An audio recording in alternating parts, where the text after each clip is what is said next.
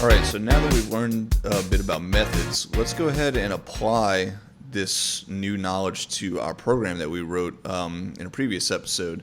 So right now our code over here is very much just kind of procedural, which is fine, especially if we're getting started. But if we want to reuse any of this code, as it stands right now, we're going to have to copy and paste that code in different sections of our program as it executes if we want to rerun things. For example, if we wanted to show the menu options a few times, we'd have to copy this code inside of this unless statement, and re-show it to the user a bunch of times. So a better way to do this is to break this code or these lines up into methods that can be called time and time again, so that we don't have to duplicate our code all throughout our program. So let's go ahead and get started by simply first just starting right here at the first line. We're going to disregard these first three lines for now. We're going to start right here on line 5 here with this first put statement. So let's extract this out into a method of its own. Okay, so what I'm going to do is the first thing here is above line 5, I'm going to, whoops, not below it, above it, I'm going to say def, which is the keyword used to declare a method or to define a method, as we saw in the previous video. So def, and then let's name this method welcome message. Okay, just like that. And now here we want to tab this over because this is going to be the body of our welcome message method. And then let's just end this off for now and add a line right here. Okay, so that's our first method that we've created. Now let's put our attention over here to these next lines. Okay, so the next lines I want to put into a method of their own are going to be these three lines here, lines 9, 10, and 11. So what I'm going to do here is above here, let's define a new method, and let's call it prompt user for email. Okay, and then let's go ahead and make sure to indent what will be our method body here. Okay, and then make sure to end our method definition with the end keyword. Now this local variable here that we're using for user email equals the results of calling get.chomp. We're going to get rid of the local variable here. So I'm just going to go ahead and get this out of here, just like that, because what we're going to do is first we're going to define all of our methods in the top portion of our program file here, and then at the bottom we're going to call all those methods in the order needed to present our program properly to the user so they can interact with it. And now this prompt user for email method here, the return value from this method is going to be the result of gets.chomp right here. So later on we'll see when we go to call this prompt user for email method, we will save the result of that to that local variable that we just removed from the method body here, the user underscore email local variable. So we'll see that come back later on. But now let's continue on here and start working through the rest of this code here and extracting some methods. Okay, so this next chunk here, we're going to wrap in a method, and we're actually going to change it around a little bit here. So let's call this, above here, let's say def verify user email. Okay, and then we're going to want this to take an argument of the user email. Okay, so that'll do that, and then let's go down here. Oops, where am I at? 22. Need to go to line 22. Let's go ahead and make sure to end off our method definition here, and then we need to make sure to indent all of this stuff right here. So let's go ahead and highlight all this and tab it over. Okay, now we're going to change this method around a little bit. We're going to worry about getting the password from a different method. So what I'm going to do right now is simply delete these two lines out of here. I'm also going to delete this else clause. Okay, and now we need to modify our if check right here, because we only want to output this message and exit the program if the user email argument that is coming into this method is not equal to the email constant that is defined at the top of this program file. So to change this around, I'm just going to simply change this first equal sign in this comparison operator to bang, which indicates not equals. So if the user email that's coming in here as an argument to the method, if that is not equal to this email constant, which is again defined at the top here.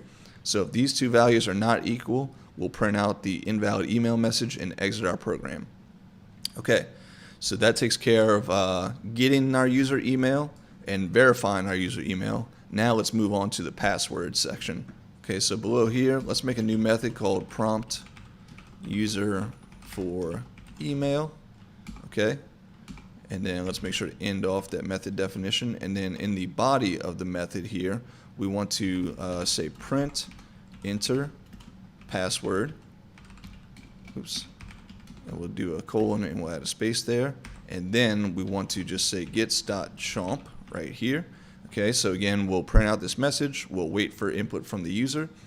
When we get that input, we'll call chomp on that input, and then the value that is left there is what is going to be returned from this method. So later on, again, when we get to the bottom of this and we start calling all these methods, we can save the return value from this method to a local variable called something like user password, so that we can use it later on, or actually in this next method that we're going to write right here, where we cover verifying or validating the password that the user has submitted to us. Similar to what we did right here, we're going to make a similar method for verify user password. So I'm just going to define that method here, def verify user password. Okay, and that will need to take in a user password, and you could just call this argument password if you wanted to. And then let's go ahead and make sure to end that. And then inside of our method body here, we want to say, very much like we did here, if user password is not equal to password, then we want to send the message of puts invalid password. Okay, and then make sure to exit our program. Sorry, not end, exit. And then let me make sure to tab that over correctly. Now we want to end that if conditional here, and we've ended our method, so we're good there. And then let's go ahead and put some space here between these. Okay, so now what we can do is we can start breaking this conditional check apart, because we don't need to do this check any longer because we're doing that here. So now is what we want to probably pull out some sort of display menu method here and put this code inside of it. So let's first start changing around some of this. I think we'll make two methods here. I'm going to put a line break in between these two puts lines and the remainder of this code inside this unless clause. And I'm actually going to get rid of this whole line completely, again, because we don't need to do this check any longer. We're doing it here. And you'll see at the end of this, when we start putting together our method calls to create our program, we can use the return values as arguments to fill in this chunk of code here. So this unless line, I'm just going to go ahead and get rid of it for now, and we'll change it to a new method here. And let's say def greet user, and then let's take in user email as an argument. And then we'll inside this method body here, we'll print out the message hello user email, and then we'll ask them what they would like to do, and we'll just simply end right there. And now these next few put statements here, I'm going to put a line break between where we call gets.chomp and assign to this local variable and these put statements, because I think these are good candidates for their own method. This can be the menu options method that I was mentioning a moment ago. So we'll say def menu underscore options. Okay, and it'll just simply be just this stuff here, and we'll make sure to end off our method definition. Okay, great. And now let's make some sort of method to get the selection from the user. So let's just make a method called def get user menu selection. Okay, and then actually what we'll do is we will just use this code here. We will get rid of the local variable, because we're not going to be able to use this local variable outside of this method. We would need to assign the return value from this method to this local variable to get a similar kind of effect here. So I'm just going to delete that local variable assignment part. So get user menu selection is just going to be the result of calling gets.chomp. We will just simply call this method after we call the menu options method, which displays the options to the user. Okay, so combing through the rest of this, we no longer need this else condition here because we are handling this case right here now inside of the verify user password method. So we can just go ahead and delete this chunk of code. Oops. Let's go ahead and delete these. Sorry. Okay, we'll delete those. Now we are left with our big case statement here that we can convert to a method of its own. And let's do that now. Let's maybe call this one def handle user selection. Okay, and that will take an argument of the user selection, just like that. And then let's make sure to end off that method definition before we forget. So that method definition is going to wrap our entire case statement here. So let's indent the case statement code inside of our method body here, so it's a little bit easier to read. And now what we can do is we can start pulling out methods from each of these chunks of code so that we can, if we ever needed to, we can recall them and reuse them in different ways in the future. So let's get started here just by looking at this first chunk of code. Okay, so for this chunk of code, I'm kind of thinking of maybe, let's just cut it out of here real quick, and then let's just say we'll have a method called set new service name. Okay, and then we need to define this method. Let's just come down here, and we will say def set new service name, and we will paste in the code that we cut out of there a moment ago. Make sure to end off our method definition, and we will get our indentation right here. Now, when we call this method, it's going to print this message out to the user. We're going to listen wait for the user to enter some service name. We're going to assign that to a local variable here, and then we're going to use that to set a new key in our password vault hash. Now, I think we're going to need this new service name later on to set the username and password as we're doing here in these two chunks. So what we can do is, as the last expression in this method body, we can simply say new service, which will return us the service that the user entered right here. Okay. Now, one thing I want to make sure to do here in the first iteration of this code, we actually have a bug because if we keep the code as is right here, this new service is coming in as a string. But later on, if we want to go retrieve that service, we see that we are calling toSim on the service name that would be passed in.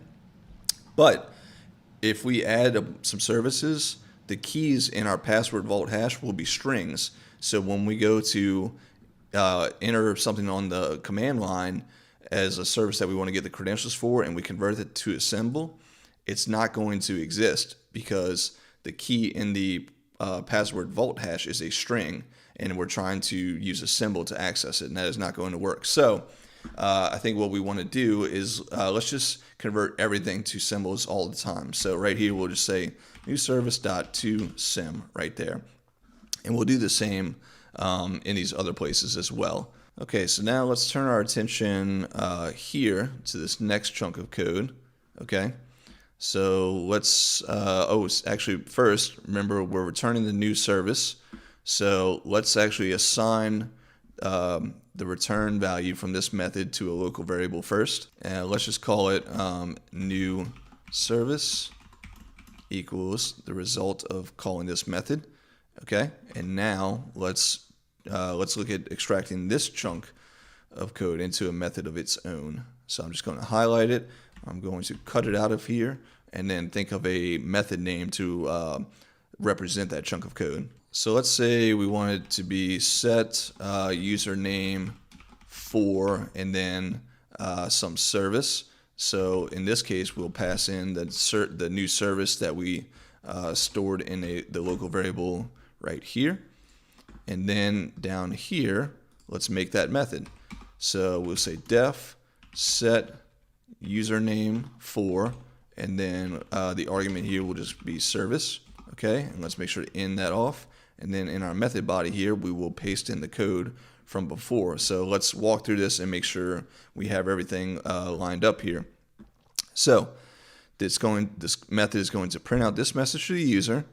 It is going to assign the return value of, or the result of calling gets.chomp to this local variable called new service username. And then we are going to key into our password vault hash. We don't want to use new service here. We want to use this argument that we're passing in, or that we're naming for this method. So we'll get rid of that new portion. And then we will set the key for username to this local variable here, what this references. So whatever the user inputs right here, whatever we get out of that will be assigned to this local variable. And then we're going to set these keys to that value. Now, again, we want to make sure here for this service that we're using toSim right here instead of doing it to a key all the time. And we could also go ahead and, while we're here, let's go ahead and just change this as well. Let's just replace this with a string with a symbol, just like this, so that we're using symbols everywhere. Okay, so this looks good. And now we should be good up here. Let's go ahead and clean up this space here. And let's move on to this section of code where we're setting the password for the user. Okay, so similar to as we did in the previous chunk of code, I think what we'll do is we'll just grab this. Let's cut it out of here. Let's clean up this extra line here. And then let's make a similar method called set password for. And then we'll pass in the service, the new service. Okay. And then now we'll come down here and define that method here. So we'll say def set password for, and then this will take an argument of a service. Okay, let's end off our method, and then let's paste in that code. And let's make sure we have everything matching here as well. So the first thing we're going to do is we're going to print this message to the user. Then we are going to await for them to input something. So we'll call gets.chomp. And then we're going to assign the result of calling those two methods to this new service password local variable. Then we're going to key into our password vault based off of the service that's being passed in here. So again, we'd want to get rid of this new underscore part. And we also want to make sure to convert this to a symbol. While we're here, we're going to also convert this portion to a symbol. So I'll go ahead and get rid of the quotes around that. And then we will still assign that, all these keys here, we'll assign that to this value of the new service password local variable that we assigned here. Okay, so that looks good for that part. This should be good for this first case. So now I think we can move on to the second case of retrieving credentials for the user or for the service. Okay, so for this next part here, let's see, I think let's just let's copy all of this. Okay, and then requested service name. Actually, let's get rid of this right here. This is what we want to assign to a method here. So let's say we have a method called retrieve service name. Okay, and then let's go define this method down below here. So retrieve service name. Okay, and that's the body of this method is going to have this code in it right here, but we need to clean up a couple things. We don't want to do this local variable assignment right here. We just want to return from this method the value of gets.chomp for when the user responds to this message here. So retrieve service name. So we have this message written in this method body. That means we do not need it here any longer. Okay, so we've saved the name of the service to this local variable here. Now, I think the next piece we want to work on is this line here. Let's extract this into a method of its own. Let's say, let's cut this, and let's say we have a method called retrieve service credentials. So retrieve service credentials, just like that. And we will assign the result of this method to this credentials local variable here so that we can use it later on. Now we need to define that method, so we'll say def retrieve service credentials. And actually, let's clean this, make this a little bit more readable, and say retrieve service credentials for, and that's going to take an argument of some service.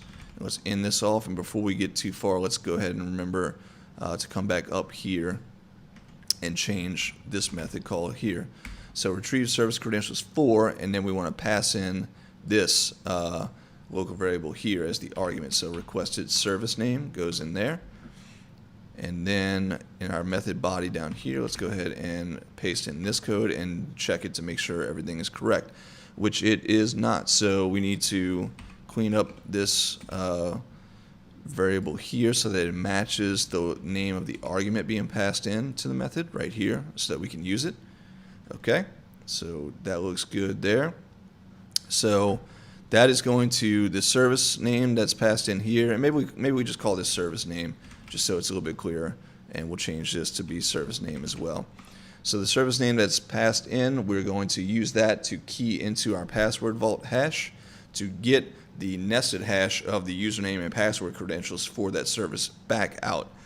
So now that we have that done, we can come back up here, and then we can extract this chunk of code into a method of its own. So, oops, let's go ahead and grab this code out of here and just delete it. Actually, I'll cut it out of there. And then let's write a new method here. Let's say it's called display service credentials. Okay, and that will take in the credentials local variable that we assigned here so that this method can use it inside of it. So now let's come down here and define that method, display service credentials, and it needs to take an argument.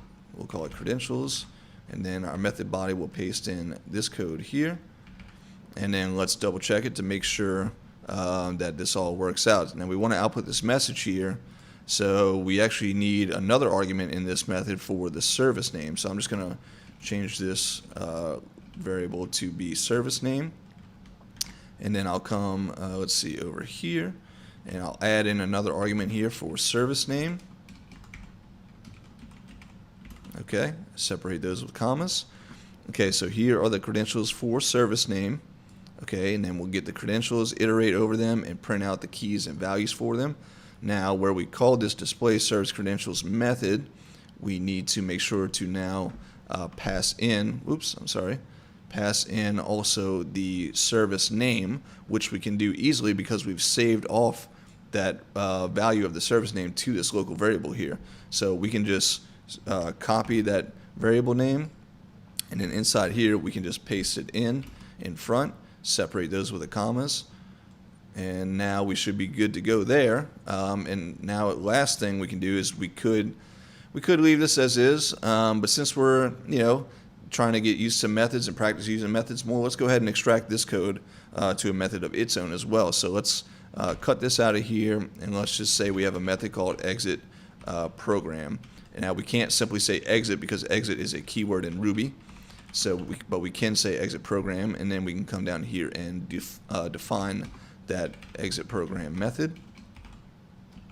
Exit program, and then we can paste in the code we had right there in that when clause, and then we can go ahead and fix our indentation here and save all of this off.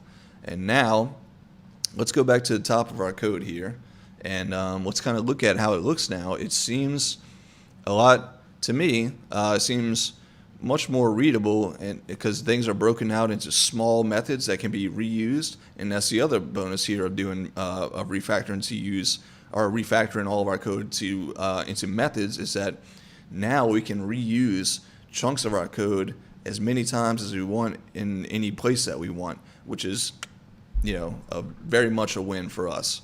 So now we just need to assemble our method calls together at the bottom of our program so that we can actually run our program and present it to the user as we previously were. Because as it stands right now, if we were to run this program, nothing would happen because all we're doing is just defining constants and methods in this program file. Now we need to actually use these methods or call these methods. So let's do that next. Okay, so at the bottom here, I'll give us a little bit of extra space so we can see the difference, or easily see that in this top portion is where we're defining all our methods, and at the bottom here is where we're actually assembling our program or calling our methods how we'd like our program to execute. So the first thing we want to do is when the user runs our program, we want to welcome them to the program. So we can do that just by calling our welcome message method. So if we grab this and then we come back to the bottom here, we can simply paste that. And let's just save this, and now let's hop over into our terminal and run our program and see what we get. Okay, so back over in our terminal, to run our program, we call on our Ruby interpreter, and then we pass it the name of the program file that we would like it to run. In our case, it is the noneshallpass.rb file. So if we hit enter on this now, we should see our welcome message, and that's it. Things are good. Now let's start building up on this method by method and working back to the program that we had before. Okay, so the next thing we want to do is we want to prompt the user for their email address. Okay, and if you recall, scrolling back up, we have a method for that. Just underneath the welcome message, we have this prompt user for email method. So we can go ahead and copy that, and we can come down to the bottom here. Now, actually, before we go to the bottom, let's recall and walk through what this method is going to do. So it's going to output these two messages to the user, and then it's going to wait for their input and then call chomp on that input. And then since this is the last line that runs in this method, the result of these two method calls is what is going to be the return value from this method. So this will be our cleaned up user email address. So what we would probably want to do here is we probably would like to save that email address to a local variable so that we can use it later on in our program, because as we see, we're going to need to use it right here to verify that the email matches the constant email that we've defined up here. So with that in mind, let's go ahead and we can just copy this method definition, or this method name right here, and we can come to the bottom of our program here, and then after we show the welcome message, let's go ahead and paste that method call in, and then we can save it to a local variable. We'll just say user email equals the result of calling that method. And now let's save this and go back to our terminal and run our program now and see where we are. Okay, so now if we go back into our terminal here and we hit enter, we actually see, I believe I have an error in my code here, because we should see enter email.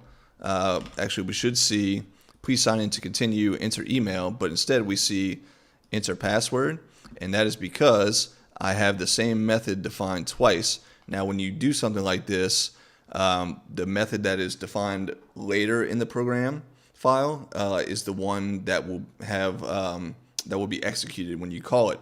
Now this should have been prompt user for password, so hopefully you caught that during the first half of the video. I'm going to leave this in because it's a great example of seeing some of the errors that can happen, especially with copy and pasting, or like relying on your editor to give you prompts. Really make sure to take the time to read those.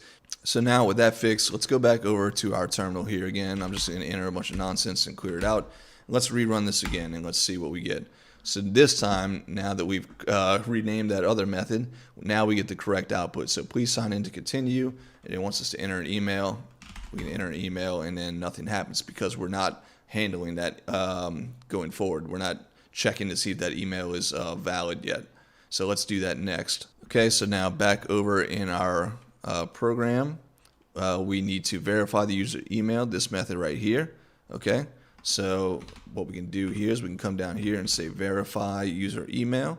You see now we get the prompts here. Let's go ahead and make sure to check that we're checking the right one here. Verify user email. Now this method takes an argument, a user email argument. So we've conveniently made this local variable for the user email, which is the result of calling gets.chomp when we prompted the user to enter the email. So we can simply pass that in as our argument here, user email, just like this. Okay.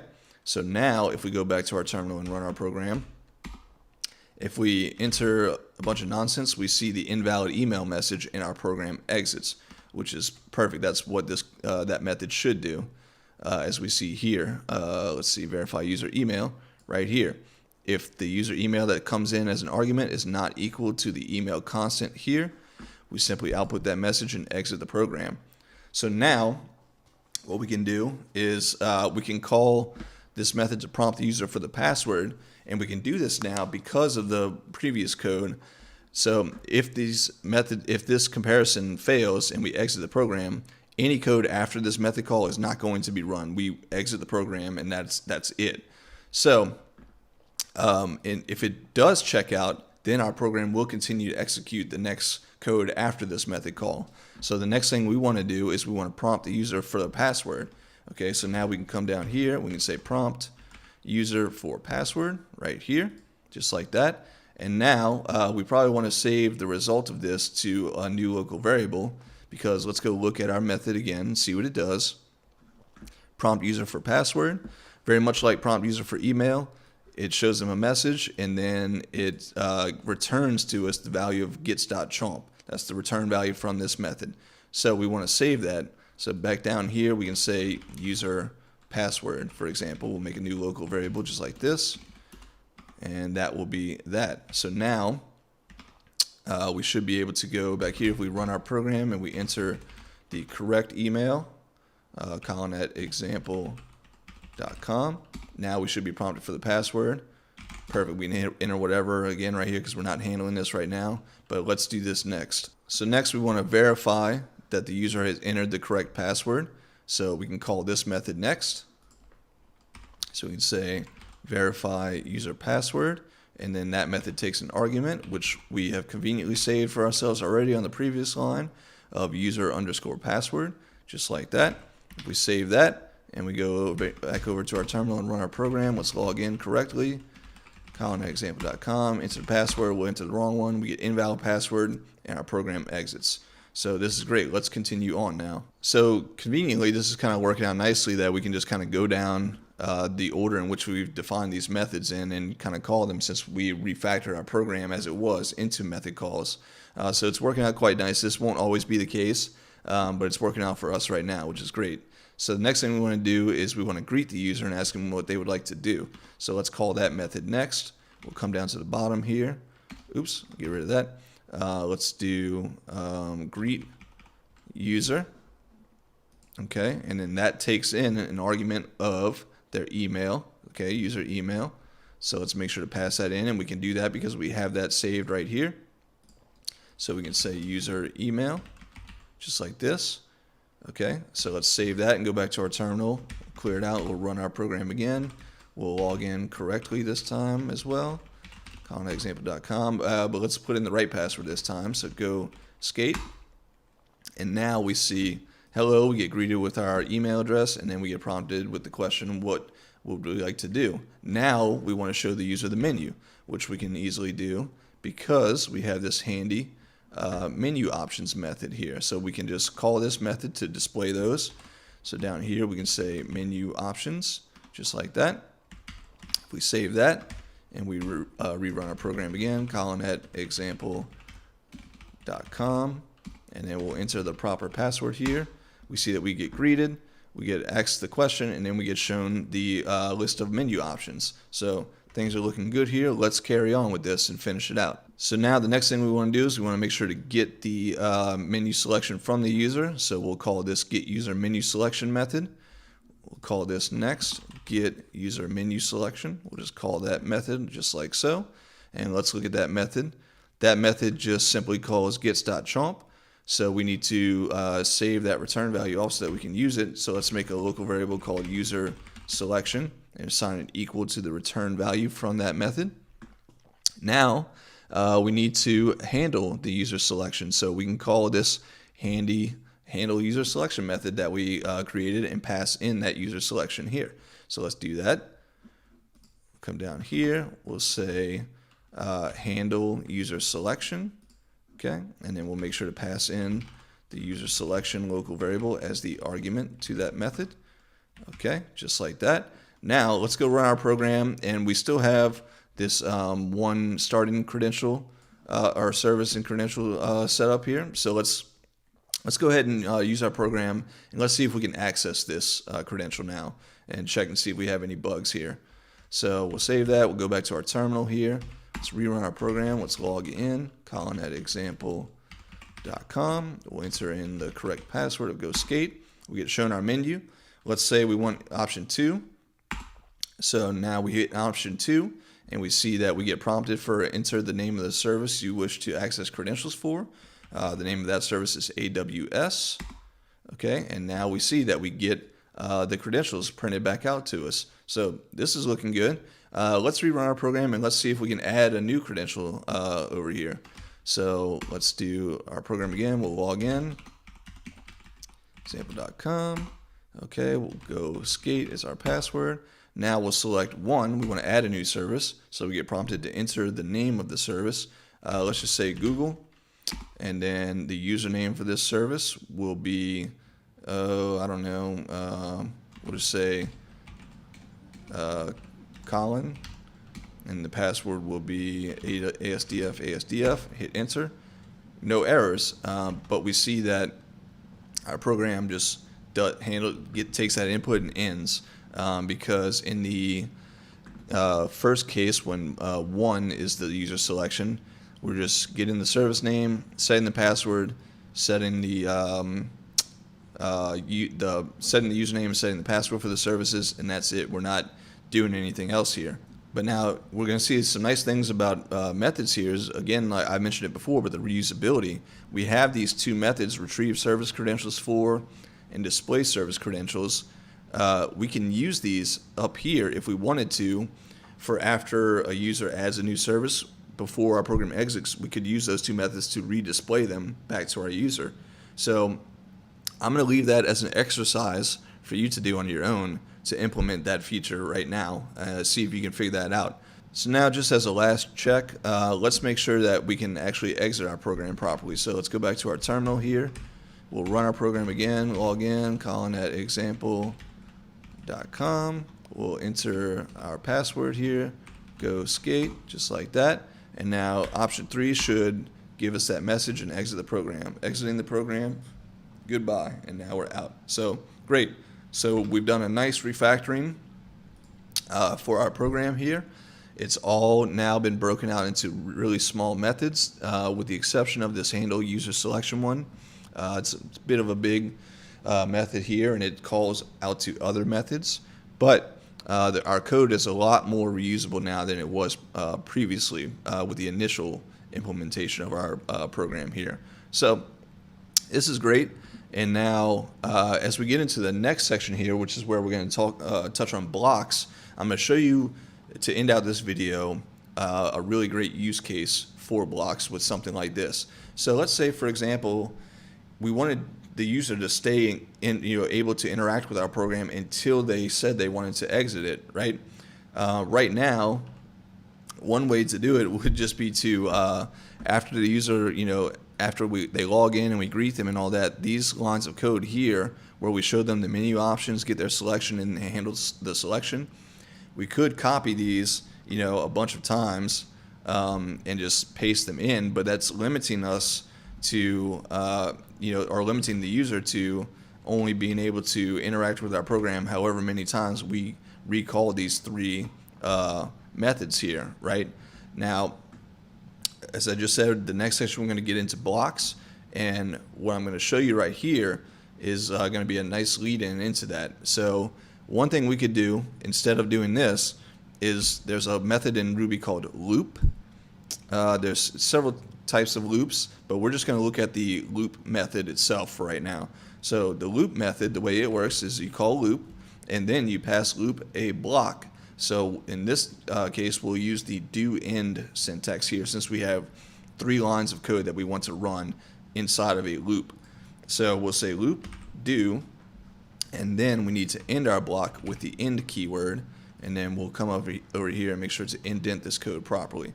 Okay, so now if we go back to our terminal and let's clear this out, let's run our program now. So let's log in correctly. We'll do colon at example.com. Password is go skate. Okay, so now we're at our menu. So let's first let's just go down them. No, let's retrieve the AWS one first. So let's say we want to retrieve AWS. So we'll say option 2. We'll enter the name for that service, AWS. And now when we do that this time, we see that we get our message that we normally see. Here are the credentials for AWS, and then the username and password. But now what has happened is we have been shown our menu again. And so what's happening here is that the first time we logged into our program, that was all this stuff here. Then when we were initially shown the list of menu options right here, we were inside of our loop already, okay? So if we go look at menu options, where's it at? Right here, that's our menu options, okay? So now we're inside of our loop from this point onward in our program here. So we ran through it once, we listened for a selection, it handled that selection, and then that's where we saw that it printed out our credentials right here. And then once this ended, once this last line ran, it loops around back to the start here and starts calling these methods over and over again. And it will do this continuously until we exit our program. So for example, let's continue on. So let's say we want to add a new service right here. Okay, so we'll say one, we'll add a service for Google, okay? And then username will just be Colin, password will be ASDF again, okay? We'll hit enter on that.